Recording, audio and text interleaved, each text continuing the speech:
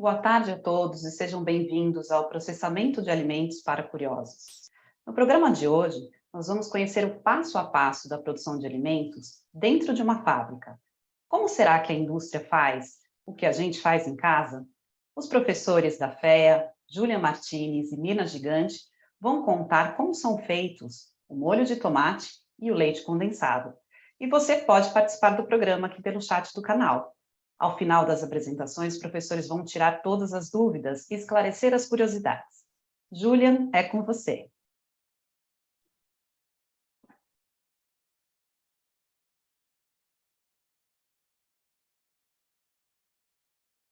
Boa tarde, Marina. Boa tarde, pessoal. Só queria confirmar, vocês estão vendo a minha apresentação?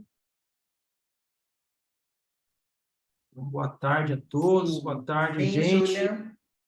É muito bom estar aqui novamente com vocês para falar de processamento de alimentos. E hoje, a Mina e eu vamos continuar falando de conservação de alimentos, mas pensando em como a indústria de alimentos se vira para produzir alimentos seguros, saudáveis e agradáveis. Ou seja, gente, alimentos livres dos problemas que muitas vezes são causados pelos micro-organismos.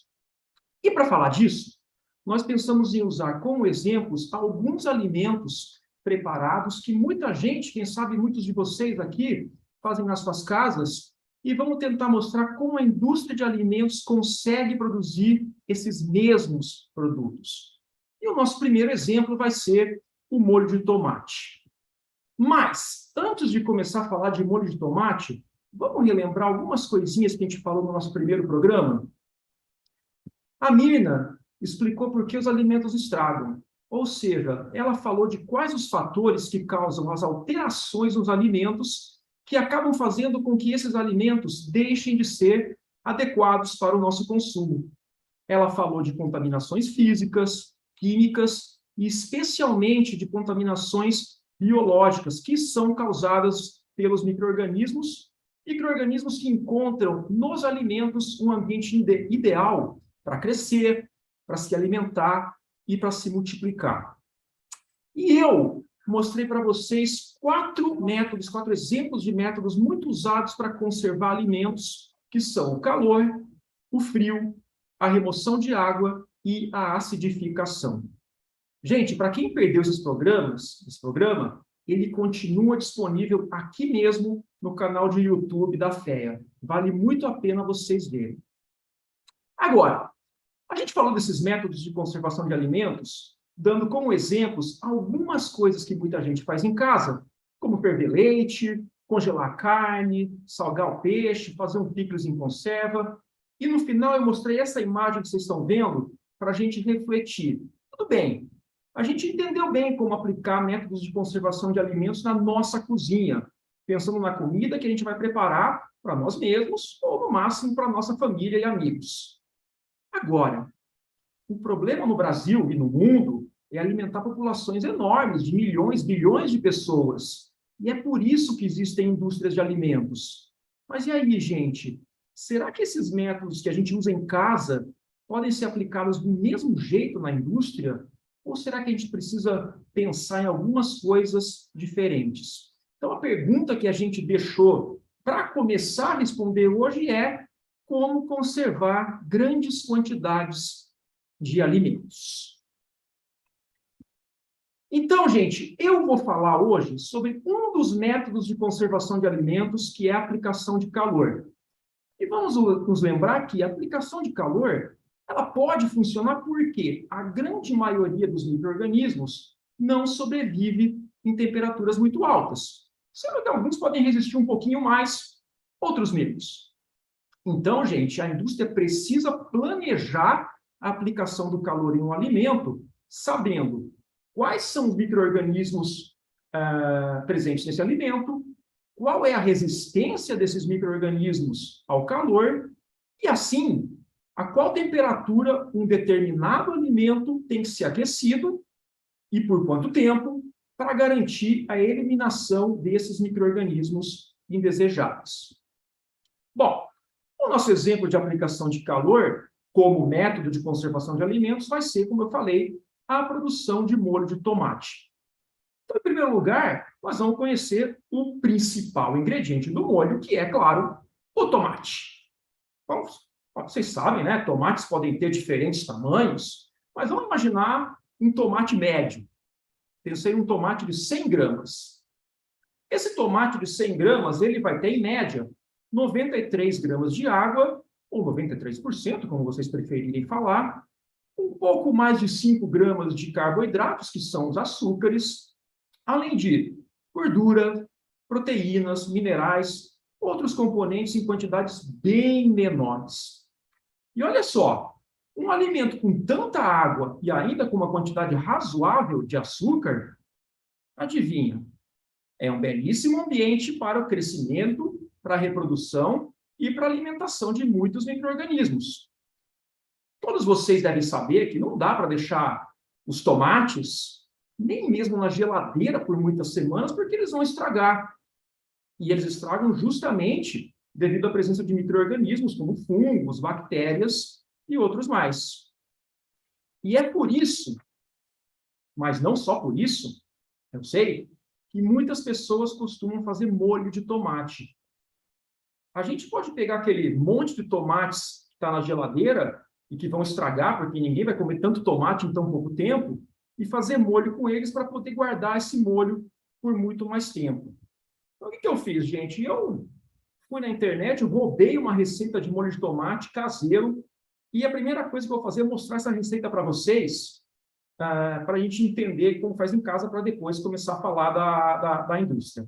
Essa receita que eu achei, ela parte de 5 quilos de tomates maduros, além de outros ingredientes, como cebola, azeite, sal, pimenta, né? E eu também vi nessa receita que o tempo de preparo do molho de tomate é de mais do que 2 horas. E olha só, essa é interessante, né? Dos 5 quilos de tomates maduros que a gente vai usar na receita, ela diz que ela rende 2,5 kg de molho, ou seja, metade do peso de tomates é o que nós vamos ter de peso de molho de tomate pronto. Mas vamos lá. A primeira parte da receita vai consistir em lavar os tomates. Aqueles tomates que a gente comprou no supermercado ou na feira, e, portanto, eles devem ter algumas coisinhas indesejáveis, né? Micro-organismos, inclusive, na superfície. Então, a gente lava os tomates e a gente faz aquele típico corte em X, que é para facilitar a remoção da pele dos tomates depois. Na sequência, a gente cozinha os tomates em água até a pele soltar e coloca eles numa tigela de água fria, que é para facilitar a retirada dessa pele.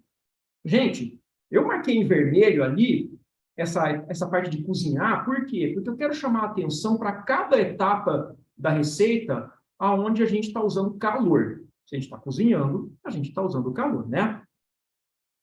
Muito bem. Então, na sequência, a gente vai descascar, picar, refogar cebolas no azeite. Quem gosta de pôr alho, põe alho também, né? E aí os tomates já sem a pele, a gente vai cortar e bater tudo no liquidificador. E quando a gente bate tudo no liquidificador, o que a gente tem é o que nós vamos chamar de polpa de tomate. E depois, a gente vai juntar todos esses tomates batidos, que é a polpa, né? Aos outros ingredientes. Coloca sal, mistura bem e vamos cozinhar novamente, por isso está em vermelho, né? Cozinhar de novo, fogo médio, bem devagar, por uma hora e meia, até deixar esse molho encorpado, consistente, como um bom molho de tomate. Bom, gente, e aí, a não ser que a gente esteja fazendo uma macarronada gigante, a gente não vai consumir 2,5 kg de molho de tomate de uma vez na nossa casa, né? Então, o que é o normal? O normal é que a gente queira guardar esse molho e ir usando esse molho por um bom tempo, ao longo de algumas semanas ou meses. Mas, para isso, o que a gente precisa? A gente precisa conservar o molho de tomate, né? Muito bem. Então, reparem vocês que nessa receita que a gente está comentando, a gente já teve a aplicação de calor, sendo que a última aplicação de calor que eu falei demorou 1h30 em uma temperatura bem alta, né? Porque o molho estava fervendo, né? Não sei se é 100 graus ou não, se é 100 graus ou não, isso eu vou deixar para a Mirna falar daqui a pouco, né? Mas, então, o que acontece é que, muito provavelmente, os micro-organismos que não resistem às temperaturas muito altas, já foram eliminados nesse cozimento. Mas a gente precisa guardar esse molho de uma forma que não seja contaminado por outros micro-organismos. Ou, de repente, se sobrarem muito pouquinhos micro-organismos nesse molho, que eles não voltem a se reproduzir. Por quê, gente? Porque molho de tomate ainda tem muita água, ainda tem açúcar. Então, gente, molho de tomate continua sendo um alimento, um ambiente muito bom para os micro-organismos. Então, turma, a receita fala o quê? Fala para pegar esse molho de tomate, distribuir em muitos potes de vidro e cozinhar ele dentro dos potes de vidro em banho-maria por mais 30 minutos. Ferver por mais 30 minutos, está lá em vermelho. E aí, fala para ver se formou vácuo. E, finalmente, a receita está dizendo que esse molho pode ser guardado por até 1 mês em temperatura ambiente ou por até 3 meses na geladeira, no congelador, na verdade, né? Mas, se a gente abrir esse pote de molho, um dos potes de molho, a gente tem que consumir ele em 5 dias, senão ele vai estragar. Legal, né? Então, quem faz molho de tomate em casa deve saber muito bem de tudo isso que eu acabei de falar. Quem não sabia, espero que tenha aprendido uma receita. Eu coloquei aqui de novo os ingredientes e o tempo de preparo do molho de tomate e o quanto essa receita vai render de molhos, 2,5 kg. Acontece que o Brasil produz e consome mais ou menos aproximadamente 30 mil toneladas por mês de molho de tomate. E aí eu fiz uma continha rápida e a minha continha eu verifiquei que para produzir 30 mil toneladas por mês de molho de tomate, é necessário produzir 83 toneladas desse molho em 2 horas. 2 horas que é o tempo dessa receita caseira que a gente viu. Isso significa uma produção 33.200 vezes maior do que em casa. E aí vem a pergunta, será que dá para produzir tanto molho de tomate com a mesma receita? Será que essa receita seria eficiente para uma quantidade desse tamanho? Quantas pessoas seriam necessárias para fazer tanto molho? E o desperdício?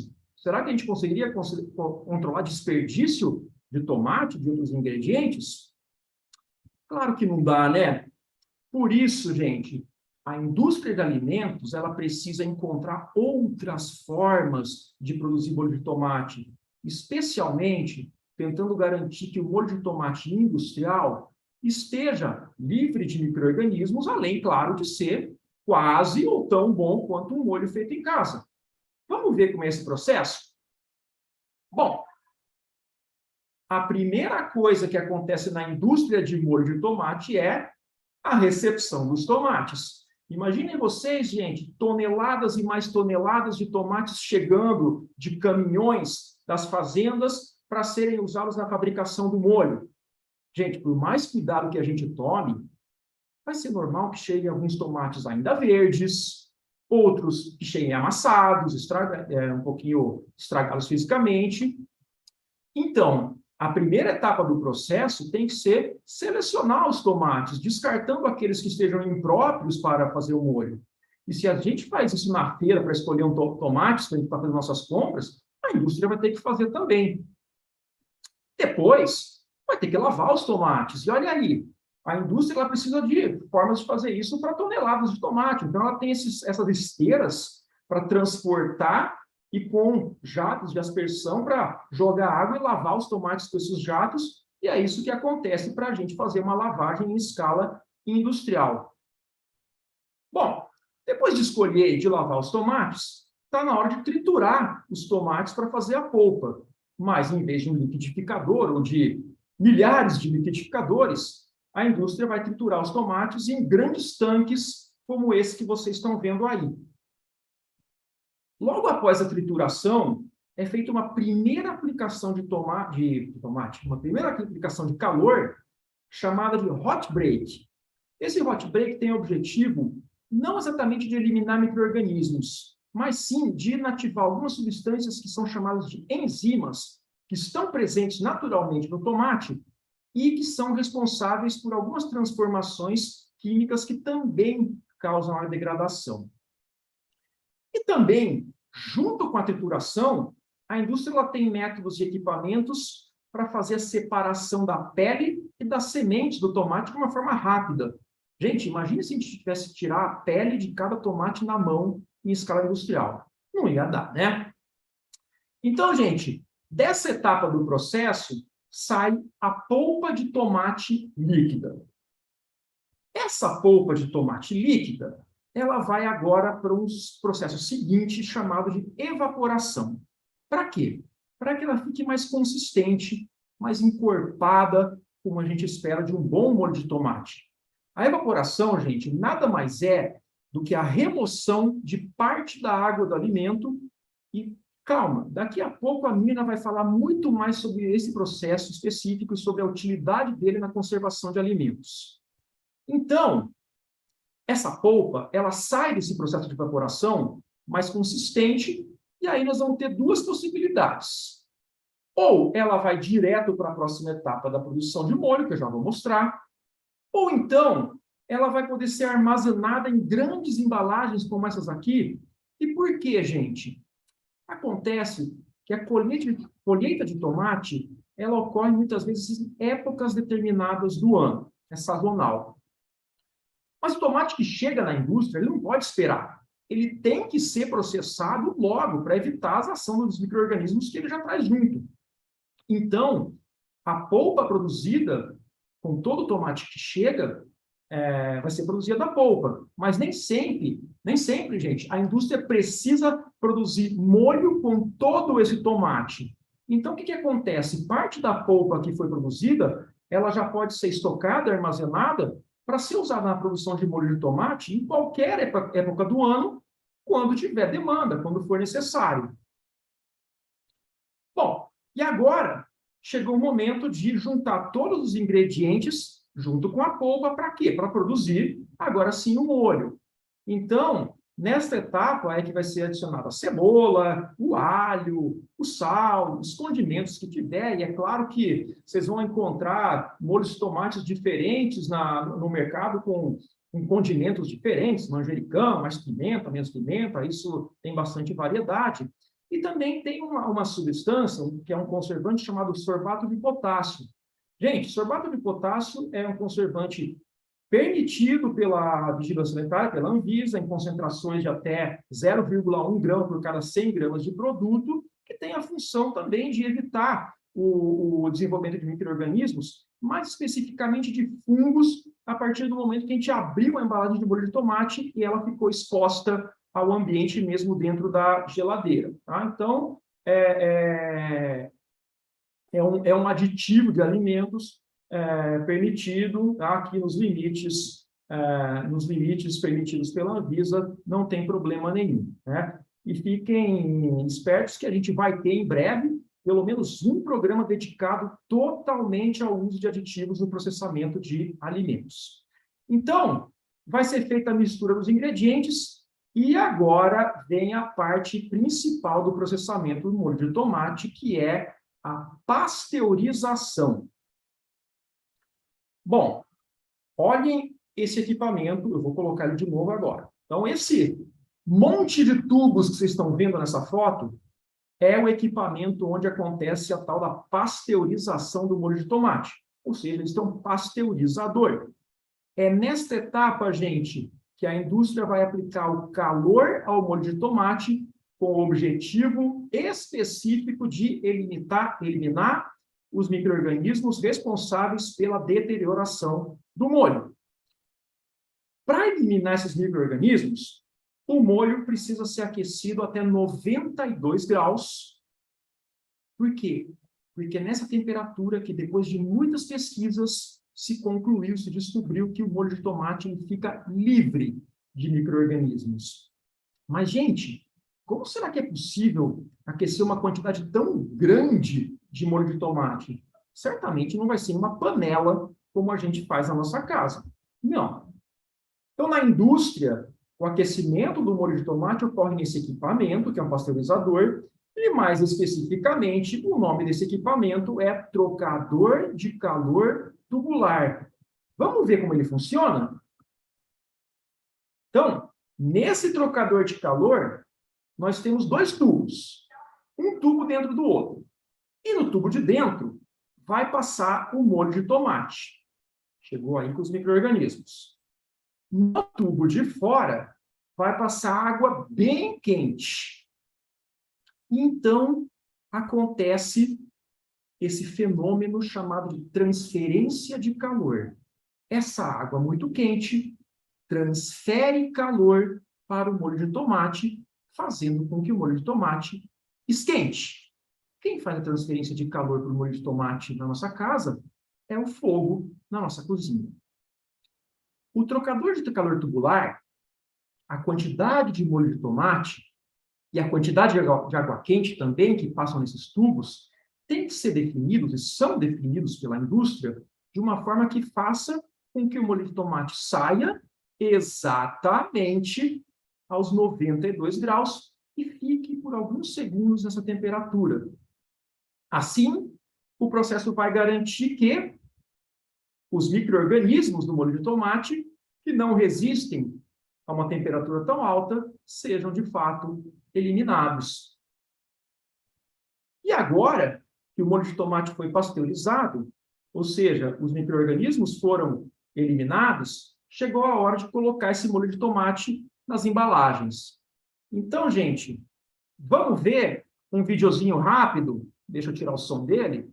Vamos ver um videozinho rápido de uma linha de envase industrial de molho de tomate. Lembrando como é feito esse processo no molho, na receita caseira, né? Que a gente tinha que encher todas as embalagens, uma por uma, verificar a formação do vácuo, e a indústria não tem como fazer isso, né? Então, vocês estão vendo que o molho de tomate que acabou de sair do trocador de calor tubular, do pasteurizador, ele é levado através de tubulações até esses equipamentos que vocês estão vendo, onde a quantidade exata de molho é inserida automaticamente em uma embalagem e esse molho está ainda quente.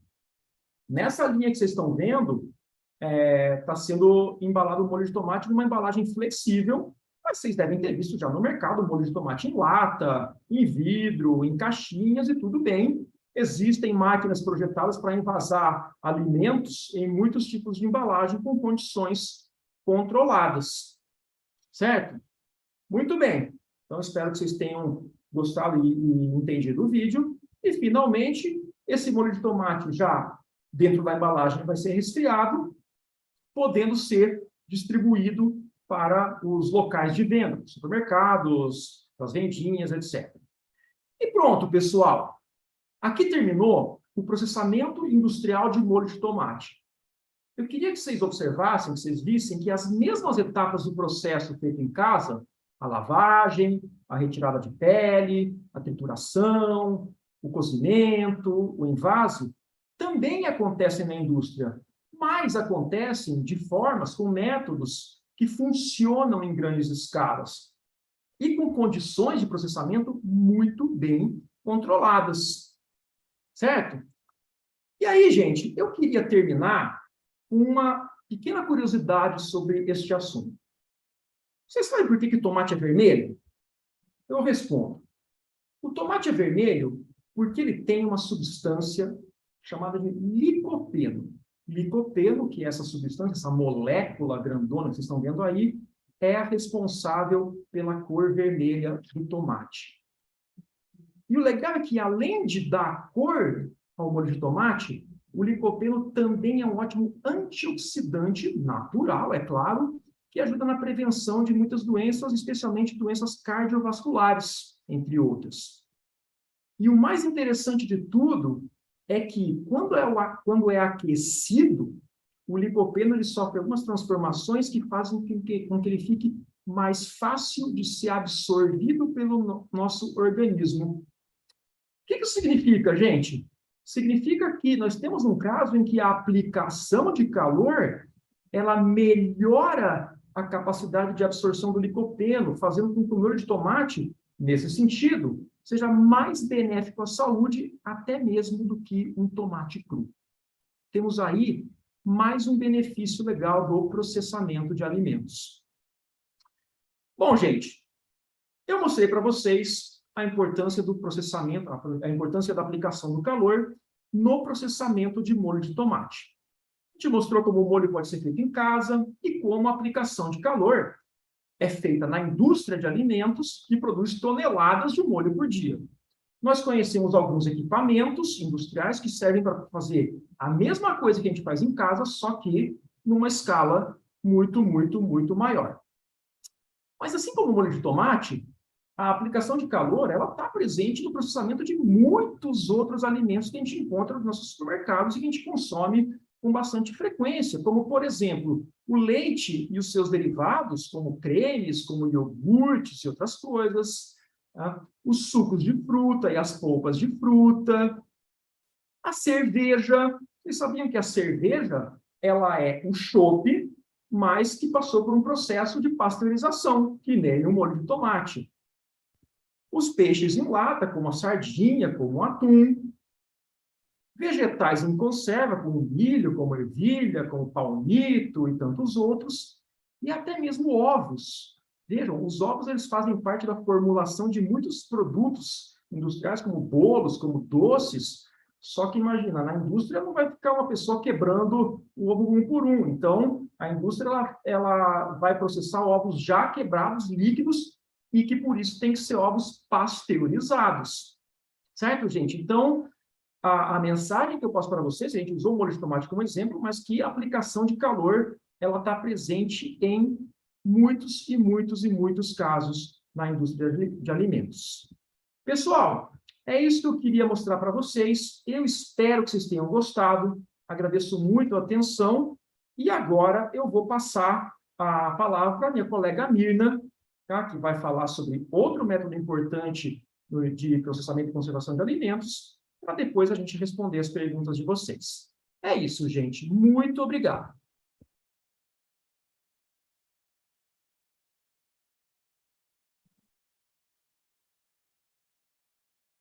Olá, pessoal. Boa tarde. Vou compartilhar aqui o meu material para a gente começar a apresentação.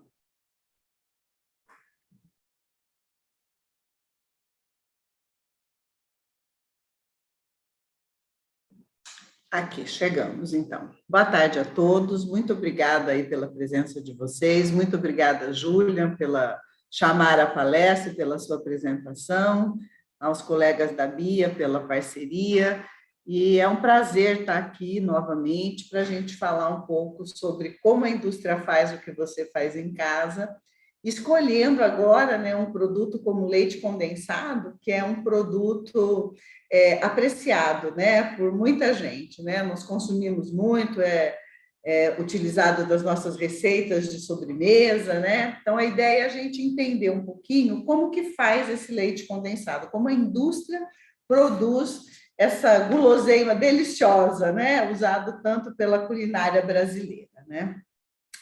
Bom, então eu vou começar falando um pouquinho qual é a composição, né? A composição do leite para fazer a matéria-prima, que é o leite, para produzir o leite condensado, né? Então, se a gente olhar aí para uma caixinha de leite e pensando na mesma relação de 100 gramas, para ficar mais fácil da gente entender, né? O leite vai ter 87% de água. Veja só, é bastante água, né? A vaca já faz o leite com 87% de água. 3,2% de proteína, né, que seria 3,2 gramas em 100 gramas. 4% de gordura. 5% de lactose. A lactose é o açúcar do leite, né, é o carboidrato do leite, né? E a gente tem ainda 0,8%, ou 0,8 gramas, ou 0,8% de minerais e vitaminas.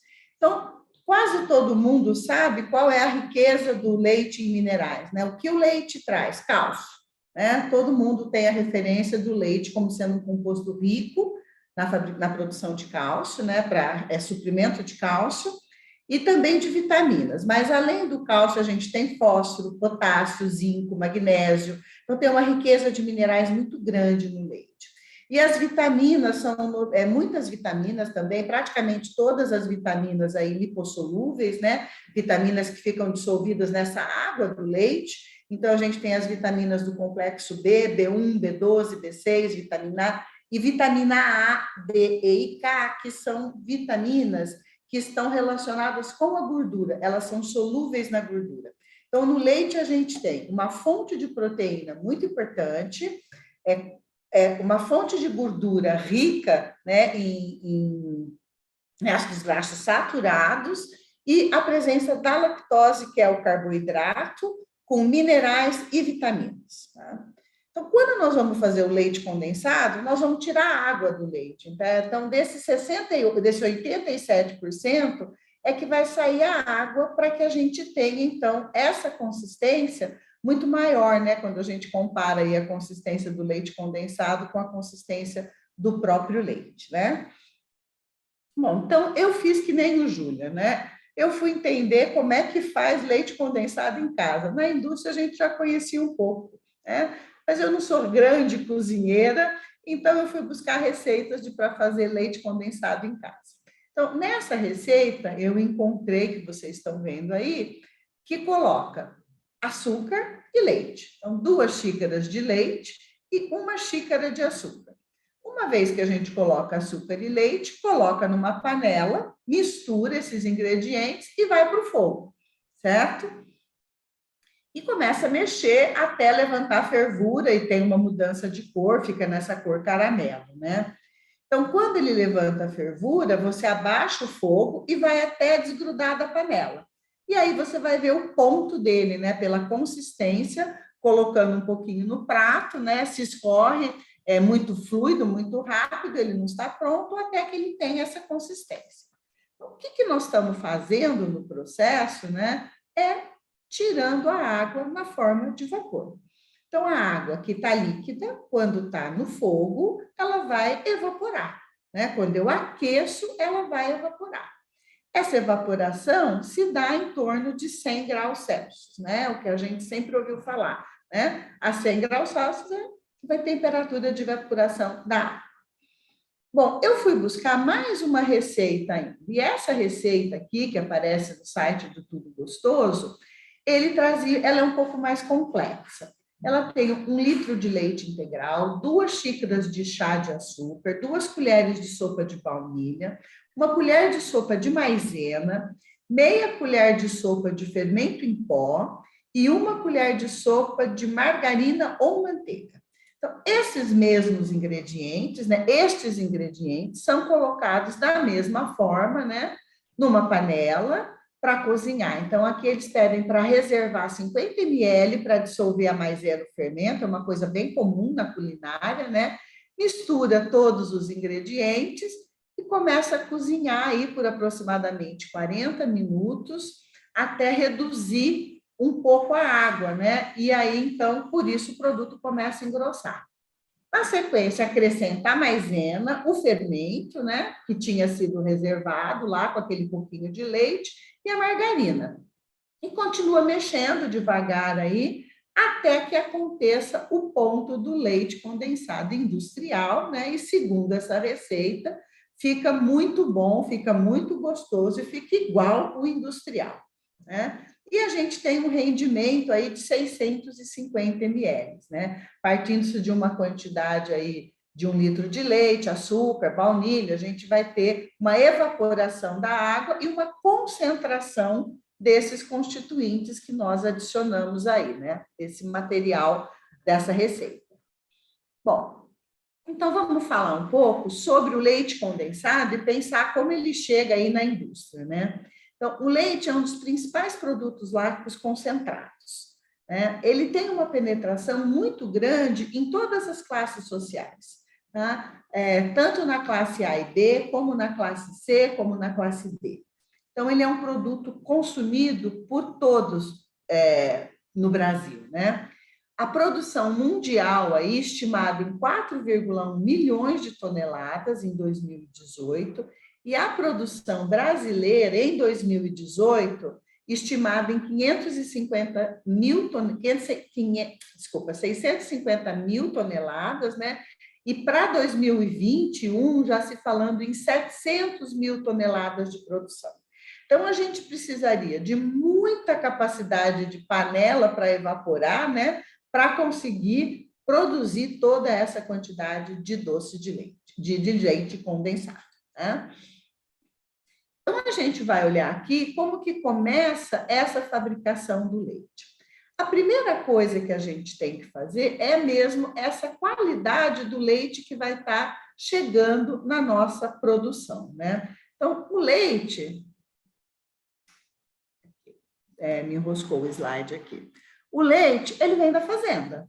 Ele é ordenhado, né? Às vezes por ordenhadeira mecânica, às vezes por ordenhadeira industrial, né? Já é manual, mas ele vai ser ordenhado, tirado da vaca e vai ser colocado para resfriar antes de transportar. Então, a gente tem a contaminação dele, as impurezas desse leite, eles podem vir da própria ordenhadeira, do próprio sistema que está se fazendo de ordenha, pode vir da água que o animal consome, da própria alimentação, pode ter micro-organismos, né? Da contaminação por fezes que o animal está, da própria contaminação humana, quando manuseia essas teteiras, manuseia o sistema de ordenha. Então, a gente tem tantos micro-organismos como outras impurezas, né? Galinho, folhinha, pelo do animal, né? Eles vêm do processo de ordenha, da forma de obtenção dessa matéria-prima, tá? Quando ele chega na indústria, a primeira coisa que esse leite vai ser, ele vai passar por um processo de limpeza ou padronização, né? Desculpa, limpeza e padronização. Então, esse leite, ele, para ser limpo, né? O tomate a gente viu que ele vai receber água, né? Como a gente lava em casa, né? Mas as impurezas do leite, eles vão depender de um recurso mais sofisticado, que é separar essas impurezas por centrifugação. Então, a gente tem um equipamento aqui, que é uma centrífuga de pratos, ela está aqui numa linha de processamento, né? Mas aqui a gente tem o princípio, né? O leite que está entrando aqui, eu vou mostrar na sequência ela aberta, ele vai girar com uma força centrífuga bastante grande. E como essas questões aqui, partículas de fezes, contaminação, têm maior densidade, eles vão ser jogados para fora desse bol da centrífuga aqui, né? Então, se eu colocar aqui nesse baldinho leite e areia, né? Misturar areia no leite e fizer esse movimento, a areia mais pesada, ela vai para o fundo do balde, né? Este é o princípio de separação dessas partículas que vão estar no leite, que são impurezas e que não são desejáveis. Então, pela força da centrifugação, nós vamos conseguir remover, promovendo o que chama clarificação do leite, ou a limpeza do leite, tá? Esse mesmo equipamento também serve para fazer a padronização do leite, tá? Bom, aqui nós estamos olhando, então, o que é aquela centrífuga que eu mostrei para vocês, aberta já. Então, aqui a gente tem uns buraquinhos, tá vendo? Essas bolinhas aqui é por onde o leite passa. Então, o leite está entrando no equipamento aqui por baixo, passando por esses furinhos, né? E à medida que isso aqui está girando com a força centrífuga que a gente falou, a gordura que tem menos densidade fica aqui e vai ficando concentrada aqui, e as impurezas do leite vão sendo jogadas, então, para o que a gente chama do bol da centrífuga ou para o fundo do balde, né? O mesmo princípio do balde para fazer a separação centrífuga, né? Então, quando a gente chega nisso, nós temos uma separação dessas impurezas. Então, aqui, essa borra que vocês estão vendo aqui, elas são retiradas, né? Aí tem pelos, tem células, tem galinho, folhinha, né? Impurezas que vêm com o processo de ordenha do animal.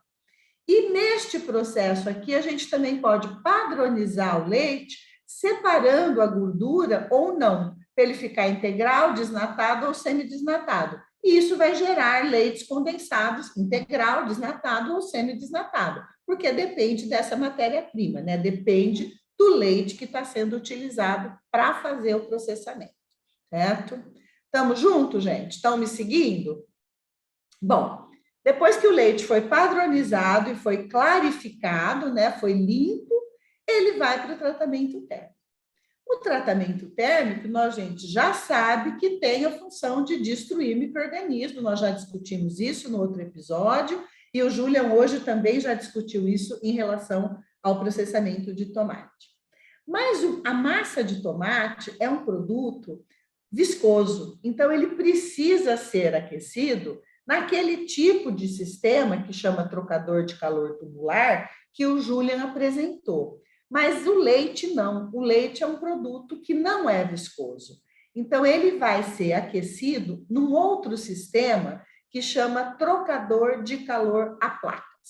Então, o que a gente tem aqui? Ó, é uma placa, outra placa, essas placas são de aço inoxidável, né? Aqui a gente tem toda a proteção para não ter contaminação, mas é uma placa coladinha na outra. A gente pode pegar e juntar essas placas aqui, é como vai acontecer. E aí a gente tem, de um lado da placa, passando leite, do outro lado, passando água quente. Se o leite está entrando por aqui, ó, ele sobe, vem para cá, vai passando e vai entrando, a água está em sentido contrário. O leite sobe, a água desce. A água desce, o leite sobe. Para que eles estejam em sentido contrário, né? E fazendo uma boa troca de calor. Então, ele aquece o leite, né, nesse sistema de trocador de calor. Depois que esse leite foi aquecido, ele vai receber o açúcar, né? Porque a gente viu lá que na receita é leite e açúcar. É leite e açúcar e tirar a água. É isso que a gente faz, né? Na nossa receita caseira. E aqui também. Então, a gente tem adição de açúcar e agora a gente vai para evaporação, que é a remoção da água, né? Se a gente coloca lá na nossa panela, na nossa casa, começa a ferver, né? Quando a gente está lá aproximadamente 100 graus, vai acontecer, então, a evaporação da água. Mas todos os constituintes do leite, né? Tudo que não é água, né? Proteína, gordura, lactose, minerais, vitaminas, eles continuam ali fervendo por bastante tempo para dar tempo de sair essa água e concentrar, né? Se alguém já experimentou fazer isso em casa, sabe que para a gente tirar e reduzir 50%, nós vamos demorar em torno aí de 1 hora, 40 minutos, depende do fogo, da panela, né? Se está numa panela maior, com mais espaço aqui para evaporar a água, né? Mas vai ser em torno disso daí, né? Para conseguir evaporar essa água. E a gente também conhece a ideia de que a temperatura de evaporação da água, ela depende de onde nós estamos fervendo a água. Então, esse nosso conhecimento de que a água evapora a 100 graus Celsius depende da pressão atmosférica. Então, em função da pressão que eu tenho aqui em cima, olha, aqui nós estamos em Santos. Nós temos uma grande pressão atmosférica, né? Ó, tudo isso aqui da atmosfera. Então, aqui a água vai evaporar a 100 graus. Quando a gente vai para São Paulo, diminui essa pressão da atmosfera, né? A atmosfera que está em cima aqui da gente. Diminui a pressão. Então, essa água vai evaporar a 98. E se a gente vai para Bolívia, em La Paz, que está mais alto ainda, está 3.600 metros, né? A gente vai ter uma pressão menor e uma temperatura de evaporação menor. Se a gente vai lá para o Monte Everest, nós vamos conseguir evaporar água a 72 graus. Então, significa o quê? Quando a gente diminui a pressão dentro do sistema, a gente consegue tirar essa água numa temperatura menor. O que pode ser interessante, porque se eu evaporar a água numa temperatura menor, eu deixo os meus constituintes que estão sendo submetidos ao calor também numa temperatura menor, né? Bom, como que a gente cria, então, esse ambiente, né, que é essa mudança da pressão? É fazendo vácuo, tá? E é igual aquelas nossas maquininhas de vácuo lá de fazer enchimento de embalagens, né? Ele vai tirar o ar, vai puxar o ar de dentro do saquinho, né? E esse, no caso da indústria, a gente usa uma bomba de vácuo para puxar o ar da tubulação onde a gente vai estar passando o leite, onde o leite vai ficar para evaporar. Então, a gente cria vácuo. Então, nós temos uma redução da pressão. E essa redução da pressão vai fazer que, então, essa água do leite se evapore numa temperatura menor. Então, esse é o princípio. Então, como que isso é feito na indústria, né? Antes de mostrar como isso é feito na indústria, eu trouxe para vocês algumas fotos que mostram de como era feito, né? Até para a gente ver que a indústria, dos seus primórdios a hoje, tem uma evolução muito grande em termos de equipamentos que propiciam a fabricação de produtos em grandes quantidades, seguros, procurando preservar ao máximo a qualidade nutricional do produto. E não só a qualidade nutricional, mas as características, né, do produto. Então, aqui o que a gente tem, olha, é um evaporador de 1885. É como mesmo, né, uma grande panela a vácuo. Então, você tinha um evaporador, aqui está o produto, né, aqui vem o calor, e isso aqui vai estar evaporando e saindo aqui para a tubulação, criando o vácuo. Então, é uma panela que favorece, então, essa separação do produto, né? Depois, aqui, a gente tem só uma imagem das pessoas fazendo o invase do produto, né? O produto que foi evaporado sendo colocado aqui nas garrafinhas. E depois, aqui, a gente tem um evaporador que era já num sistema mais tubular, como a gente vai ver na sequência. Então, isso aqui já é uma evolução desse processo de fabricação. Tá? Mas vamos ver, então, hoje, no evaporador, como que acontece a evaporação. Esse aqui é um tubo de evaporador, né? Aqui a gente tem a entrada do produto, tá? E aqui nós temos uma série de tubos. Então, esse tubo que eu representei aqui, ó, ele é um tubo desses aqui. Então, tem um monte de tubos, o leite entra aqui, ele enche essa calandrinha aqui, e aí, quando isso acontece, ele começa a escorrer pelo tubo. Mas ele vai escorrer pelo tubo na forma de um filme. Ele não vai encher o tubo, né? Ele está controlado pela pressão, pelo vácuo, pelo design do próprio equipamento, para que ele forme um filme aqui em volta desse tubo. Aqui a gente tem a entrada do vapor, do calor. Então, a gente vai ter uma entrada de calor que está em volta de todos esses tubos. Então, essa transferência de calor aqui e aqui, do meu meio de aquecimento, que está do lado de fora, aqui nós temos uma placa de tubo, né? Está separado aqui, não tem contato do vapor do aquecimento. Então, nós temos aqui uma placa, vem o calor e ele transfere calor para esse filme de leite que está aqui. Essa transferência de calor faz que o leite comece a evaporar. Então, ele começa a formar vapor dentro desse tubo, o vapor de água que está saindo do leite, certo? E, por causa disso, então, ele vai saindo vapor e evapora. Ele vai ser puxado, né, por bombas, pelo sistema todo, é uma linha de processamento, não é um equipamento isolado, né?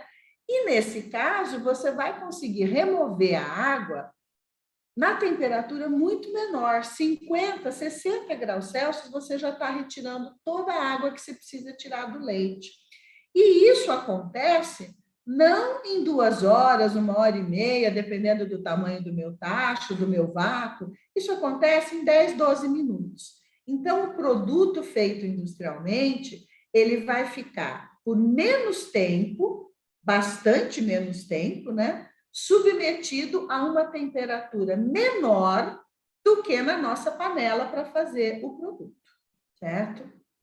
Bom, espero que vocês tenham entendido aí o meu design de produto, né?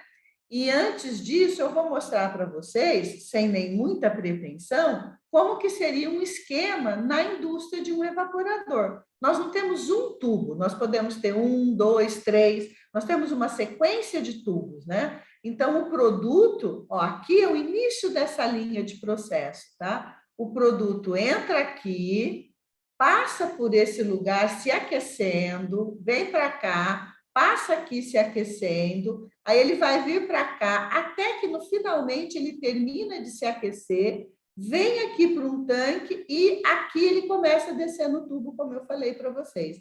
Então, isso é outra coisa muito importante que a indústria faz, que é utilizar o próprio vapor que sai do produto para aquecer o leite que está entrando antes dele começar a evaporação. Então, por que isso é importante? Porque isso é o cuidado que se tem hoje, é uma preocupação muito grande com o gasto de energia, com a sustentabilidade dos produtos, com a economia de energia, né, com o aproveitamento geral de tudo que a gente tem no processo. Tá? Então, isso é um sistema contínuo, né, a gente pode dizer. Bom, seguindo a nossa evaporação, né, depois o leite vai ser resfriado, né, a uma temperatura aí até uns 30 graus, né, depende dos processos, e aí ele vai receber o que chama aqui, ó, de semeadura, tá? A semeadura é a adição nesse produto de cristais de lactose. Por quê? Porque o produto, ele tem que ter uma consistência viscosa, isso determina a legislação, uma consistência viscosa e semilíquida, cor branca amarelada, odor e sabor próprios, textura homogênea, com ausência de arenosidade. A arenosidade é aquele empedramento que a gente fala, o doce ficou empedrado, né? Doce de leite ficou empedrado, leite condensado ficou empedrado, porque o leite já tem açúcar, né? Que é a lactose, e nós estamos pondo mais açúcar, que é a sacarose, né? Então, ele fica muito concentrado. Eu preciso garantir que tenha água suficiente para que aconteça a dissolução de todos esses constituintes. Se ele não dissolver, ele cristaliza, ele empedra, ele dá defeito. Tá? Como eu estou tirando a água, pode acontecer que nem na nossa panela, né, o doce está super fluido lá, está na panela quente. Você tira, resfria, aí você vê que ele empedrou. Porque enquanto você está na alta temperatura, o produto é solúvel, o açúcar é solúvel. A hora que você abaixa a temperatura, muda essa solubilidade. Então, ele não dá conta, ele cristaliza, né? Então, para isso não acontecer, lá na lata, o nosso produto armazenado por 1 ano, no final da vida de prateleira dele, né?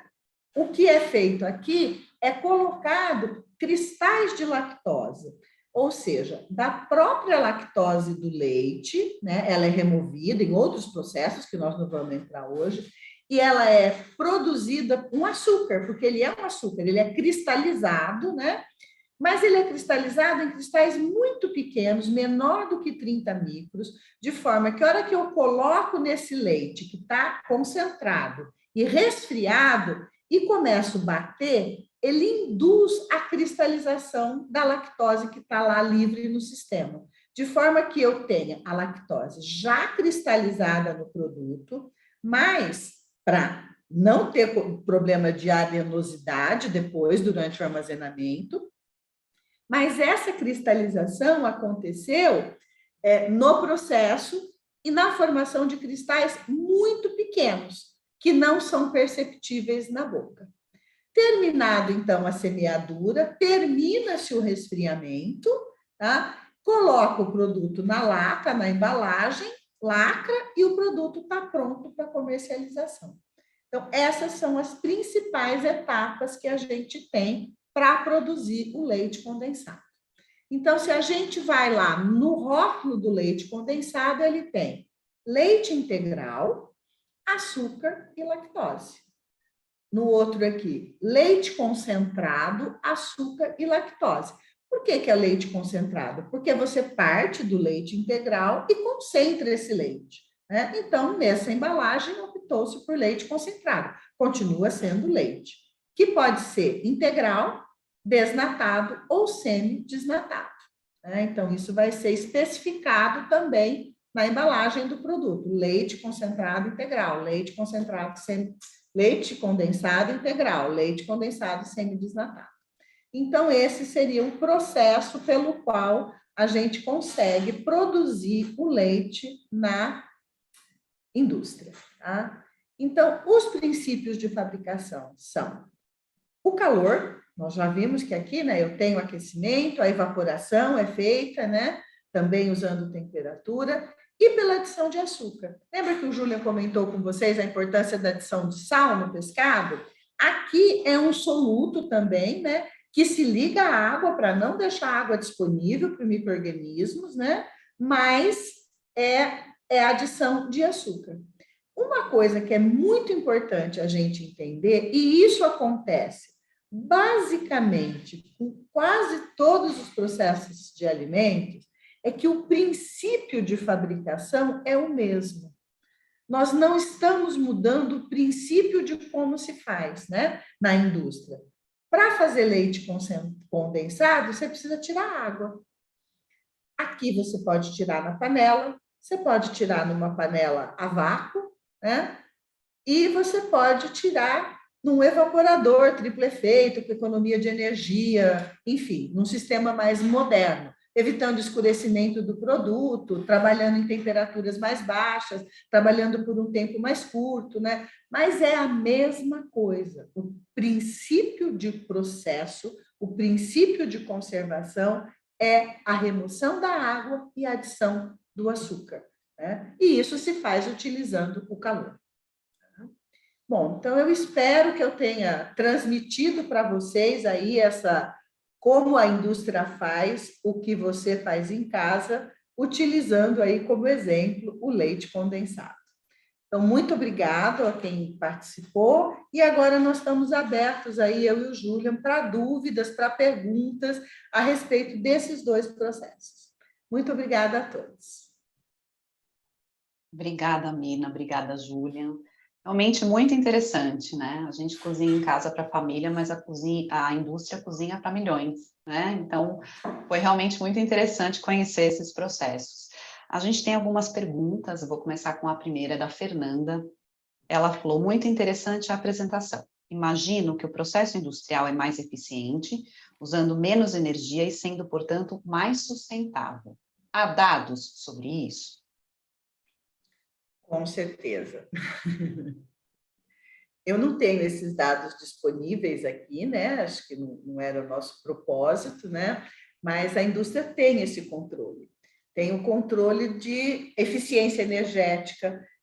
Você usar um evaporador, existe sempre um equilíbrio, né? Que é, por exemplo, o número de evaporadores que você tem e a eficiência do processo. Chega um tempo, né, que se você aumenta mais a quantidade, ele deixa de ser eficiente, ou seja, você não tem um ganho produtivo em função disso, né? Então, esse equilíbrio, ele é estudado para cada produto, né? Ele é estudado para cada concentração, para cada formulação que se pretende trabalhar, você tem que estudar isso, e mais ainda, a coisa importante é estudar o aproveitamento da energia que sai do próprio produto, que é essa água que está sendo evaporada. Isso está falando de energia, né? É aproveitar isso como é feito para aquecer o leite que está entrando no sistema, né? Tem alguns processos onde eu expliquei, por exemplo, do trocador de calor, lá na pasteurização do leite, no primeiro tratamento, tem uma parte desse trocador que troca calor, leite com leite, leite frio com leite quente, porque o objetivo é a economia de energia. Você consegue economizar em torno de 90% de energia num trocador de calor, onde você está usando um sistema eficiente aí de troca de calor. Júlia, você gostaria de complementar alguma coisa? Eu gostaria sim, Mina. Quando eu vi essa pergunta, né, eu pensei até em dar um exemplo como resposta de uma comparação muito simples do que é o processo em casa com o processo na indústria. Eu vou pegar o trocador de calor de novo, e isso vale tanto para o leite quanto para o molho de tomate, né? Então, pensa em como a gente está aquecendo esses produtos na cozinha da nossa casa, no fogão. Tá? A gente pega, no fogão, a fonte de calor é o nosso gás, que a gente está queimando o gás na boca do fogão, e esse calor está sendo transferido para dentro da panela onde está o leite ou o molho de tomate. Mas ninguém precisa nem se perguntar o que acontece se a gente botar a mãozinha lá perto do fogo. A gente vai sentir calor, vai sentir quente. Gente, o que significa isso? Significa que uma grande parte do calor da queima do nosso gás de cozinha não está indo para dentro da panela, não está indo para o leite, não está indo para o molho de tomate, está indo para o ambiente, está indo para o ar. Gente, isso é desperdício de energia. Tá? Isso é calor que, em vez de estar sendo usado para aquecer o produto, que é o objetivo, está sendo dissipado, está sendo dispersado no nosso ambiente. Em outras palavras, isso é gás de cozinha que nós estamos consumindo em casa para nada, né? Não para o nosso objetivo. O que acontece num trocador de calor? Como o aquecimento ele vai ser feito, e aí, tanto no caso do leite quanto do molho de tomate, com água quente, essa água quente vai ser produzida num equipamento também, vai ser transportada até o trocador de calor através de uma tubulação, e essa tubulação ela pode ter isolamento térmico para não perder calor para o ambiente, e dentro do trocador de calor ele está projetado para que todo o calor que essa água quente tem, que ela vai transferir, vá unicamente para o produto, seja para o molho de tomate, seja para o leite, e não se perca para o ambiente. Então, esses equipamentos, né, isso é só um exemplo, eles estão projetados justamente para que a energia, né, calor é uma forma de transferência de energia, para que essa energia que a gente está consumindo, que a gente está pegando de alguma fonte, ela seja usada em quase sua totalidade para o objetivo do processo, e não seja perdida para o ambiente ao longo das etapas da cadeia. Perfeito. Temos uma pergunta aqui específica agora sobre a apresentação do Julian, né? A Daiane pergunta qual a diferença entre molho e extrato de tomate. Muito bem, Daiane. Molho e extrato de tomate, tá? A resposta até que é simples, né? E, na verdade, é uma resposta que eu vou responder usando a apresentação da Mirna, tá? O que é molho de tomate? Molho de tomate é tomate, polpa de tomate, com todos os outros ingredientes, né? A cebola, o sal, os temperos, tudo isso que eu comentei, tá? Passou por um processo de aquecimento e sofreu um processo de evaporação de água, mas um processo de pouca evaporação de água, que é simplesmente para deixar esse molho com a consistência de molho, tá? Para não ficar um negócio aguado, líquido, né? Pausa, parênteses. Se vocês baterem tomate no liquidificador, vai ficar aguado, tá? Não vai ficar com consistência de molho, tá? Então é para isso, tá? Agora, o que é extrato? Extrato é tomate, tá? Que pode ter adição de sal e açúcar no máximo, tá? Não leva condimentos, não leva mais nada. E o extrato passa por um processo de evaporação muito maior, por quê? Porque a conservação do extrato de tomate é feita pelo princípio de remoção de água, que a Mirna explicou tão bem para o leite condensado, tá? Então, o extrato sofre o processo de evaporação, usando o vácuo, como a Mirna explicou. Então, ele é muito mais concentrado. Se a gente pegar a quantidade, a porcentagem de água do molho e do extrato, o molho tem muito mais água do que o extrato. O extrato tem uma porcentagem de água bem menor, e é uma porcentagem de água tal que os micro-organismos não se sintam confortáveis, porque eles precisam de água para sobreviver. Muito bom. Quer complementar, Mirna? Não, acho que está ótimo. A gente tem uma pergunta da Juliane. Ela fala assim: sei que não é o foco, mas a explicação sobre pressão e temperatura de evaporação é parte da explicação de o porquê adota-se bomba a vácuo em estufas a 40 graus Celsius para determinação de umidade em alimentos? É uma pergunta difícil para nós leigos. Mas a pergunta é estou seguindo a ordem daqui, a Juliane. Mas a pergunta é difícil, mas a resposta é sim. Sim, o princípio é o mesmo, Juliane.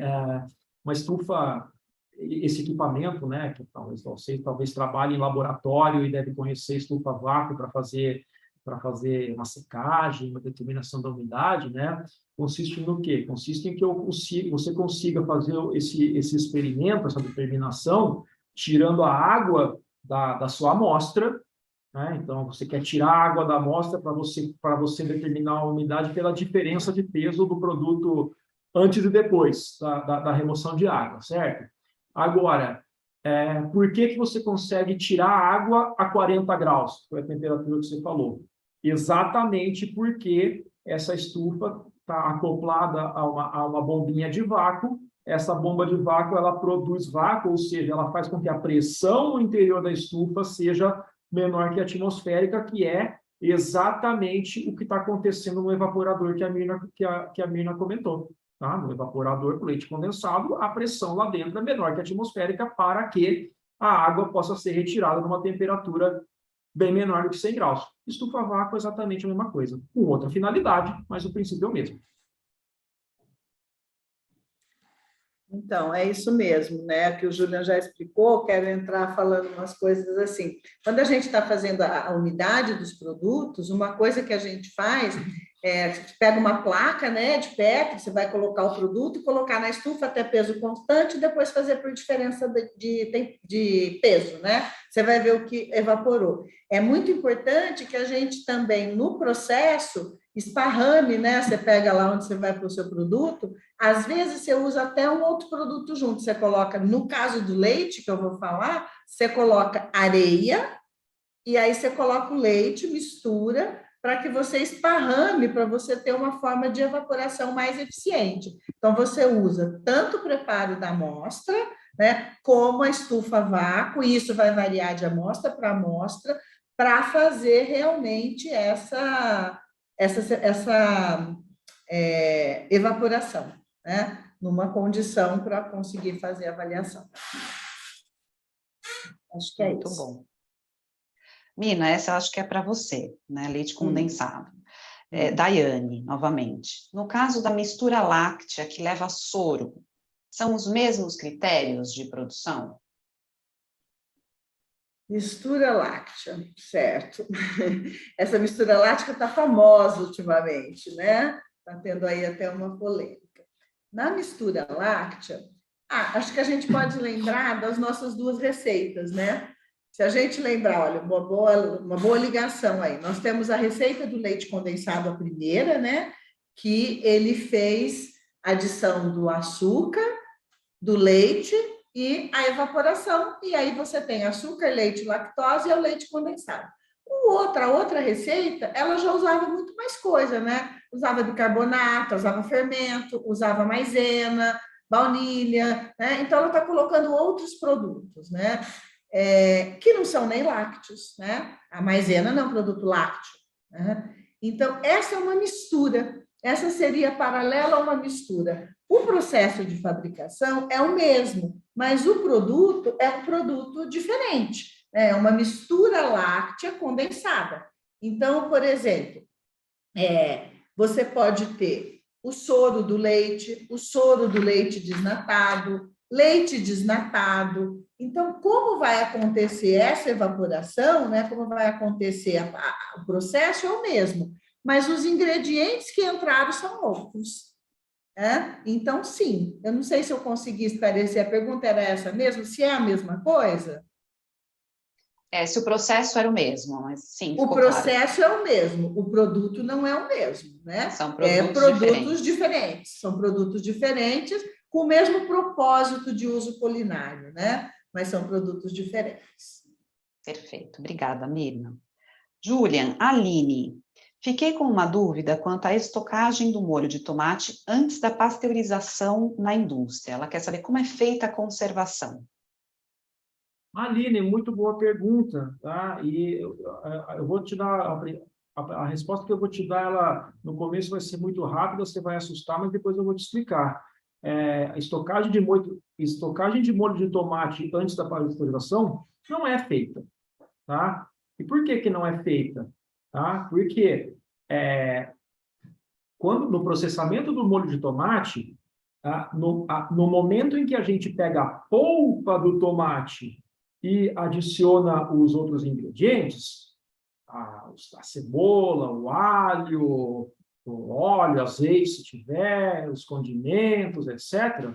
No momento em que isso é feito, imediatamente o molho vai para a pasteurização. Então, não tem um período de estocagem entre misturar os ingredientes e pasteurizar. Isso é imediatamente depois, é um processo contínuo, tá?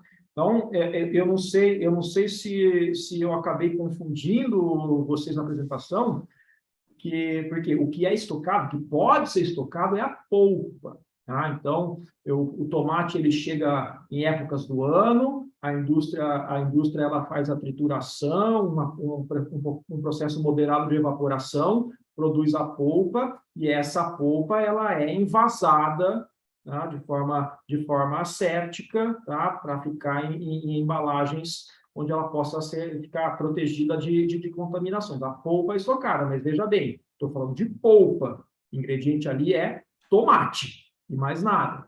Então, repito, molho, que a gente chama de molho, é a partir do momento que a gente misturou todos os ingredientes. Misturei ingredientes, na hora, imediatamente, isso vai para a pasteurização.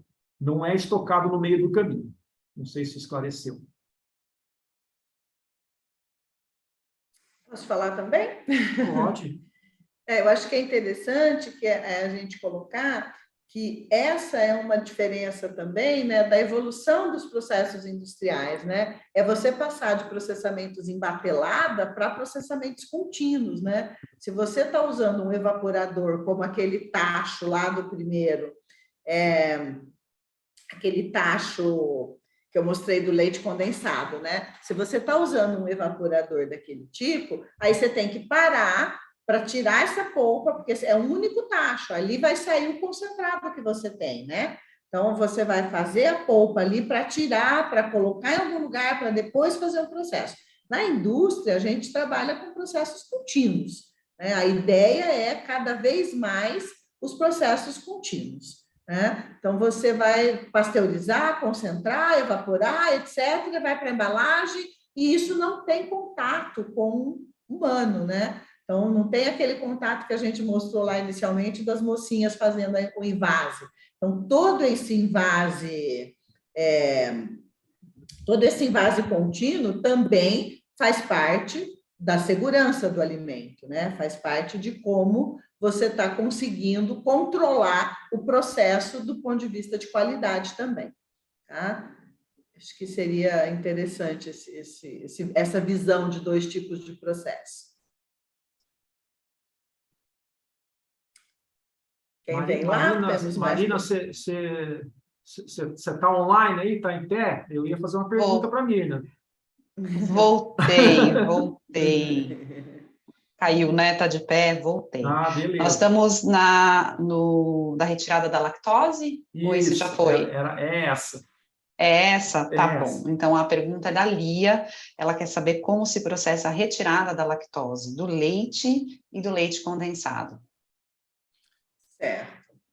A lactose, ele é um açúcar, tá? Ele é um açúcar, eu vou usar aí um pouquinho de química para falar dele. Ele é um disacarídeo, que significa o quê? Que são duas moléculas. A lactose é uma junção de uma molécula de glicose com uma molécula de galactose. Isso acontece a nível do útero e do animal. Na síntese do leite, a gente tem um processo de produção da lactose na glândula mamária, né? Que vai gerar, então, a lactose que vai para o leite. Esse é o açúcar. Esse é o açúcar do leite de mamíferos. É açúcar do leite de vaca, é açúcar do leite de cabra e é açúcar do leite humano. A diferença é que o leite humano tem muito mais lactose, né? Ele tem quase 7% de lactose do que o leite de vaca, por exemplo, né? Então, mas é tudo o mesmo açúcar, né? Então, isso posto, essa molécula ela precisa ser quebrada. Então, para você quebrar a lactose, você precisa de uma enzima, que é a beta-galactosidase. Então, você vai ter, por exemplo, nos produtos que não tem lactose, você vai encontrar, então, que tem na embalagem, por exemplo, o leite e a enzima, a beta-galactosidase, que ela vai quebrar essa molécula em duas, fazendo glicose e galactose. A gente pode perceber que em alguns leites lactose hidrolisado, a gente tem uma cor diferente, porque vai favorecer uma mudança de cor no tratamento térmico, depois que aconteceu essa quebra, tá? E a gente tem também uma diferença de doçura, porque a hora que você quebra, você vai ter glicose e galactose, então ele fica um leite mais docinho, por causa da quebra desse produto. Para eu fazer leite condensado, eu tenho que partir de um leite que foi lactose hidrolisado. Então, eu tenho que hidrolisar, quebrar essa lactose com uma enzima. Esse é o processo mais clássico, tradicional, porém não é o único, né? Para a remoção de lactose do leite, hoje pode ser utilizado um processo que chama tecnologias de membranas, ou por filtração.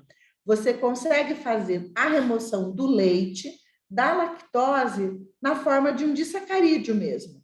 Tá? Você vai concentrar o leite por um processo passando por membranas. Depois que ele concentra, você coloca a água e passa de novo, coloca a água, ela vai sendo lavada e vai sendo carregada para fora.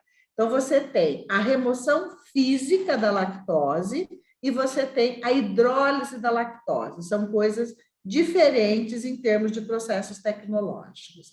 E o processo com membrana é um processo muito mais novo, né?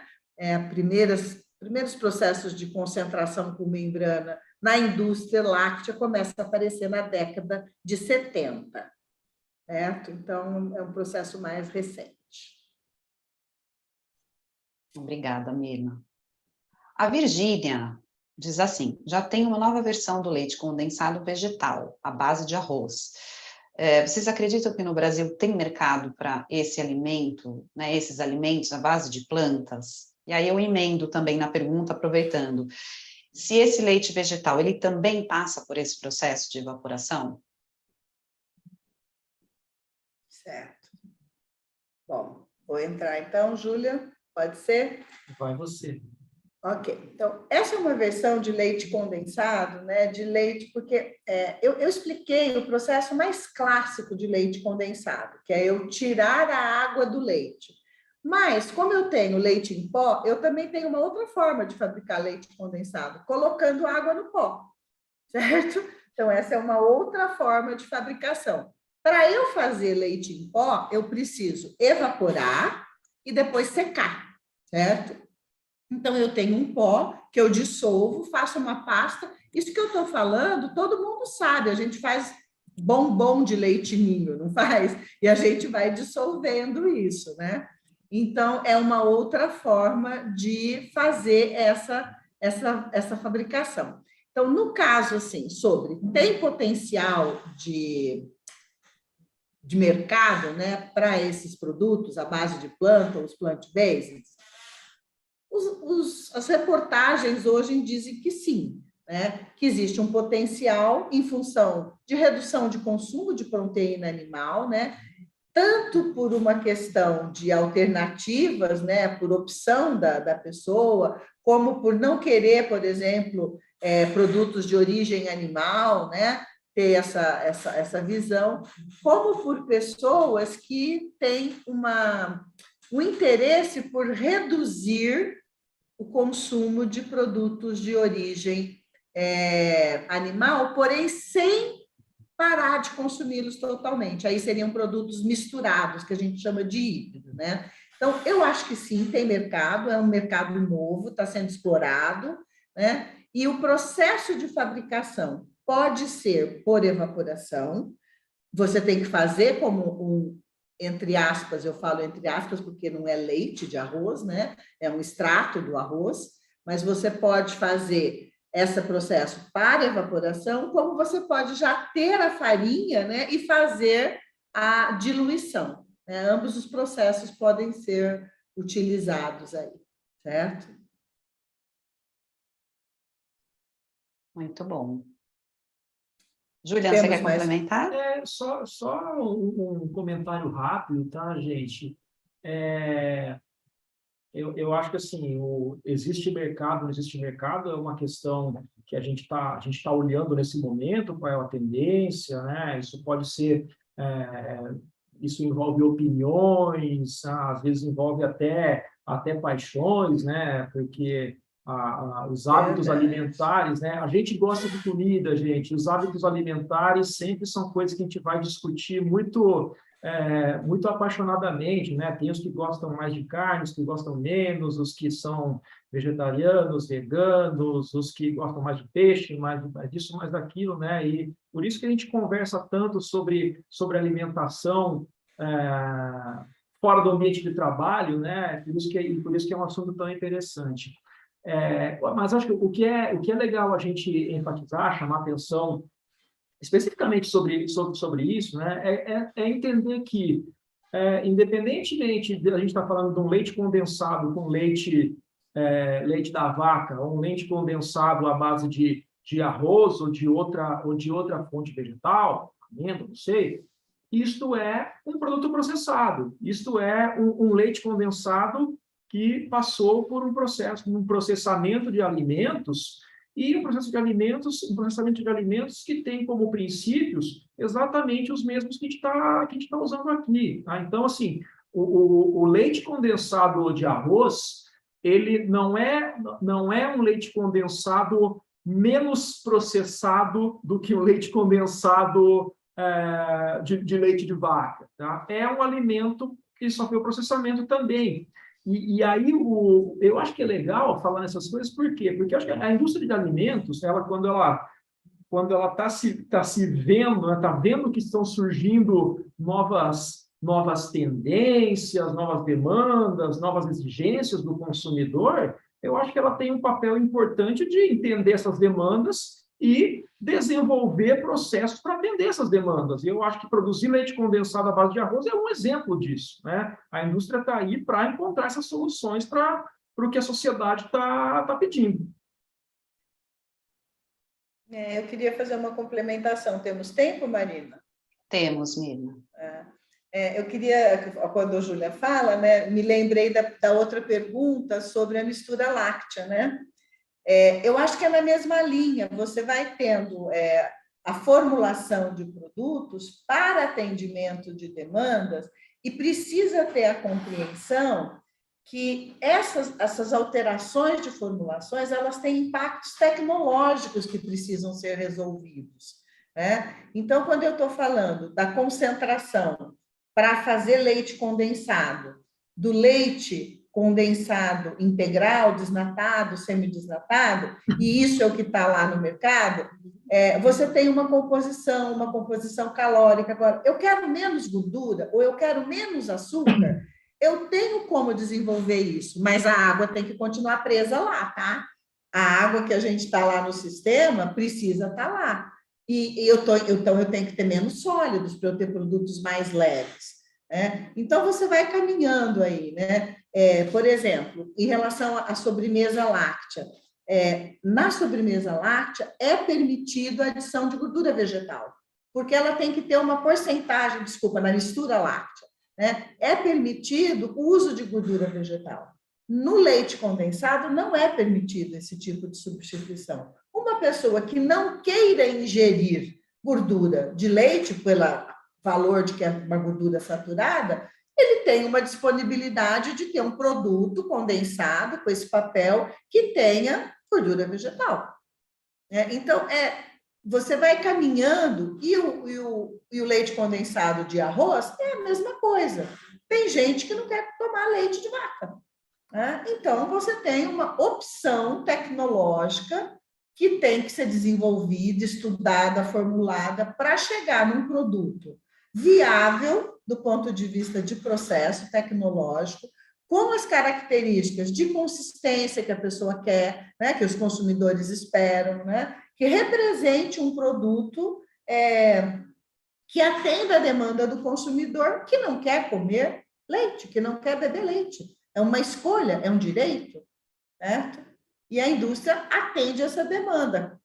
Sem lactose, mais lactose, menos consistência, mais consistência, enfim. Né? Você tem uma gama de produtos para atender uma gama de consumidores diferentes. Muito bom. Bom, obrigada, Mirna, obrigada, Júlia. Estamos chegando ao fim desse programa, mas esse passeio pela indústria continua no próximo episódio, parte 2, no dia 31 de agosto.